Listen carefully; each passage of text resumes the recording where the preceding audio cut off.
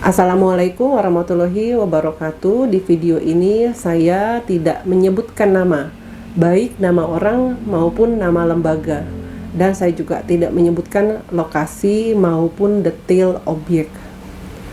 Hari ini Sabtu tanggal 5 Maret 2022. Ini pagi hari dan saya sedang menunggu informasi dari sebuah keluarga. Karena saya tidak bisa membagikan informasi kalau informasi itu tidak saya dapat langsung dari sebuah sumber, ya. Kalau begitu, pagi ini yuk saya ingin mengajak pemirsa untuk membedah sebuah literatur. Ya, karena memang saya punya visi bahwa channel saya ini diisi oleh literatur, ilmu pengetahuan. Saya kan juga senang gitu membaca dari jurnal dari Harvard Business Review.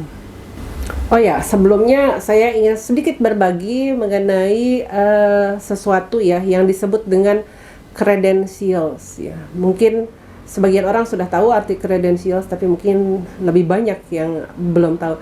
Jadi credentials itu kalau bahasa sederhananya adalah dokumen yang membenarkan bahwa kita telah melakukan sesuatu. Misalnya dalam konteks pendidikan ada ijazah atau sertifikat ya. Seperti di LinkedIn. Tahu ya, website LinkedIn yang memuat mengenai CV seseorang. Itu sedari awal, dari kita muda, kita harus jujur apa yang kita tulis di LinkedIn itu. Contohnya begini, ini sebenarnya saya nggak pernah buka-buka ya, tapi nggak tahu kenapa hari ini saya ingin cerita aja mengenai pendidikan saya. Saya tuh nggak pernah nyebut-nyebut lagi loh pendidikan saya, tapi apa yang saya sampaikan itu credentials-nya ada, dokumennya ada. Ini adalah ijazah saya, ya. Aduh, udah lama sekali ini disimpan di lemari. Saya juga tadi cari-cari nih, ya. Ijazah kalau kita wisuda itu kan suka dikasih begini.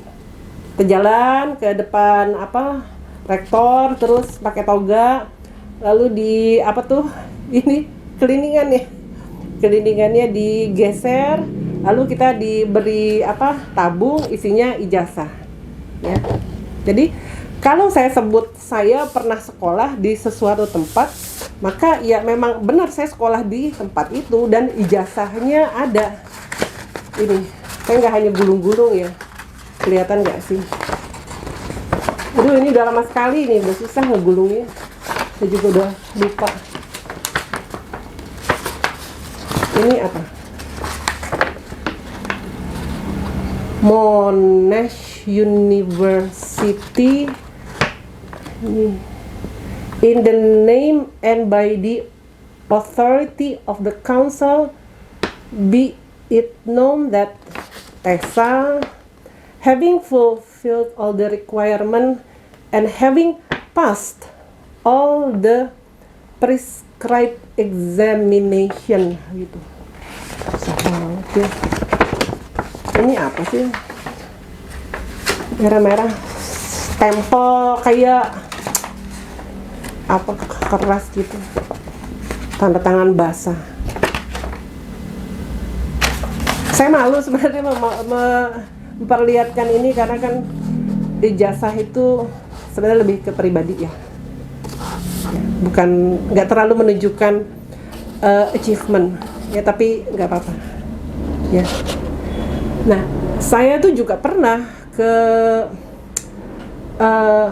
London Business School, London School of Economics ya, di London.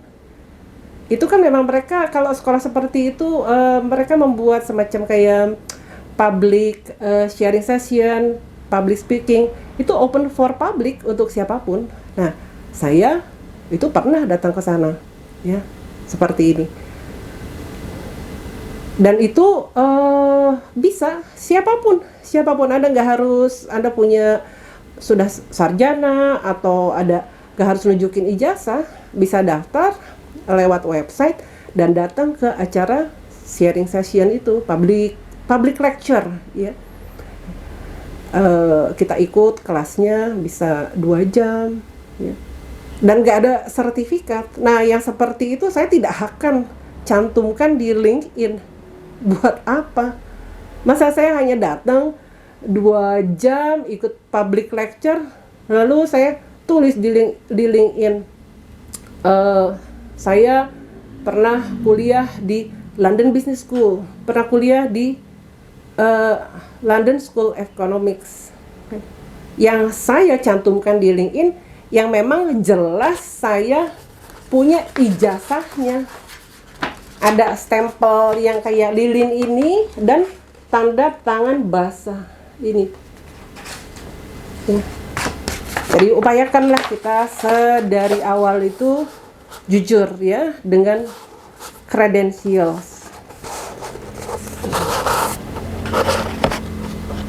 Nah, kita ke topik literatur apa yang saya ingin bagikan sekarang, singkat aja ya.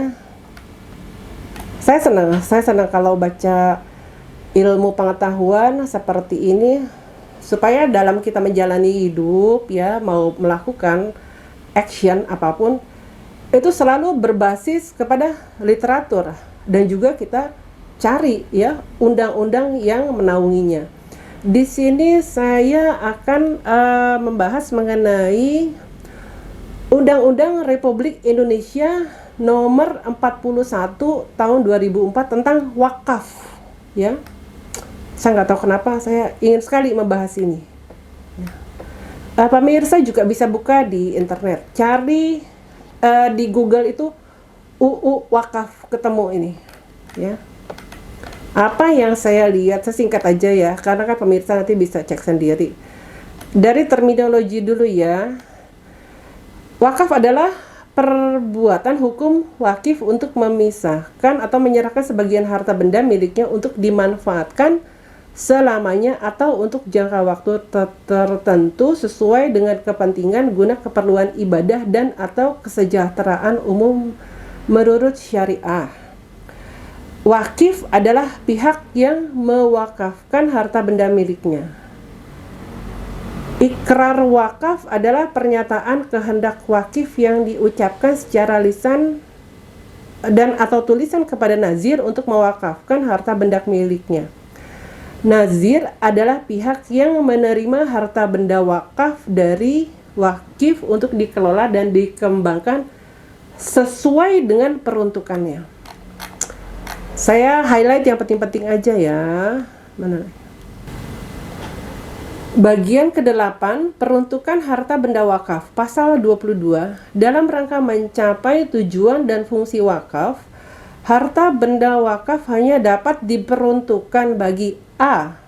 Sarana dan kegiatan ibadah, B. Sarana dan kegiatan pendidikan serta kesehatan, C. Bantuan kepada fakir miskin, anak terlantar, yatim piatu, beasiswa, D. Kemajuan dan peningkatan ekonomi umat, dan atau E. Kemajuan kesejahteraan umum lainnya yang tidak bertentangan dengan syariah dan peraturan perundang-undangan. Ini yang penting ya. Bab 4. Perubahan status harta benda wakaf. Pasal 40. Harta benda wakaf yang sudah diwakafkan dilarang: A. Dijadikan jaminan, B. Disita, C. Dihibahkan, D. Dijual, E. Diwariskan, F. Ditukar, atau G. Dialihkan dalam bentuk pengalihan hak lainnya. Pasal 41. Ketentuan sebagaimana dimaksud pasal 40 huruf F dikecualikan apabila harta benda wakaf telah diwakafkan digunakan untuk kepentingan umum sesuai dengan rencana umum tata ruang berdasarkan ketentuan peraturan perundang-undangan yang berlaku dan tidak bertentangan dengan syariah. Nah, ini yang penting ya. Bab 9, ketentuan pidana dan sanksi administratif. Bagian pertama, ketentuan pidana. Begini, saya tuh berandai-andai ya. Ini hanya imajinasi saya aja. Misalkan ada tanah wakaf ya, yang seperti tadi diperuntukkan sesuai tadi pasal berapa tuh, bahwa itu adalah untuk keperluan ibadah. Tiba-tiba jadi rumah tinggal gitu, 2 lantai gitu. Rumah tinggal bagus. Itu saya ingin tahu nih dari undang-undangnya mengatakan apa. Pasal 67. 1. Setiap orang yang dengan sengaja menjaminkan, menghibahkan, menjual, mewariskan, mengalihkan dalam bentuk pengalihan hak lainnya harta benda wakaf yang telah diwakafkan sebagaimana dimaksud dalam pasal 40, atau tanpa izin menukar harta benda wakaf yang telah diwakafkan sebagaimana dimaksud dalam pasal 41, dipidana dengan pidana penjara paling lama 5 tahun dan atau pidana denda paling banyak 500 juta rupiah. Ya, kan wakaf itu amanah ya. Kalau seperti ini wajar sih kalau ada sanksi pidananya. Yang 2 nih apa? Setiap orang dengan sengaja mengubah peruntukan harta benda wakaf tanpa izin sebagaimana dimaksud dalam pasal 44 dipidana dengan pidana penjara paling lama 4 tahun dan atau pidana denda paling banyak 400 juta. 3. Setiap orang yang dengan sengaja mengambil fasilitas atau hasil pengelolaan dan pengembangan harta benda wakaf melebihi jumlah yang ditentukan sebagaimana dimaksud dalam pasal 12 dipidana dengan pidana penjara paling lama 3 tahun dan atau pidana denda paling banyak 300 juta. Wah, ini yang bisa memahami dengan komprehensif ya tentu sarjana hukum ya. Tapi kita sebagai masyarakat awam nggak ada salahnya kita memahami bahwa wakaf itu ya diatur oleh undang-undang ya. Sehingga kita dalam menerima sebuah informasi kita tahu dudukan hukumnya seperti apa walaupun tidak terlalu komprehensif. Selebihnya pemirsa bisa lihat di internet saja ya mengenai undang-undang wakaf ini, banyak kok. Demikian sharing saya untuk pagi ini, semoga bermanfaat dan semoga kita umat Islam ya di Indonesia menjadi umat Islam yang smart ya. Kita selalu terupdate ya dengan peraturan, dengan literatur ya, kita absorb ilmu pengetahuan itu dari mana saja ya. Demikian sharing saya pagi ini. Wassalamualaikum warahmatullahi wabarakatuh.